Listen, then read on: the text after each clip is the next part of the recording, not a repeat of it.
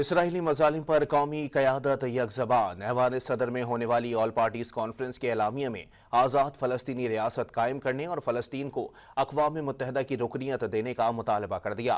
امن و استحکام کے لیے OIC، عرب لیگ اور دیگر عالمی اداروں کی سیاسی و سفارتی کوششوں کی حمایت کی گئی اور فلسطین اور لبنان کے لیے امداد بڑھانے کا مطالبہ کیا گیا۔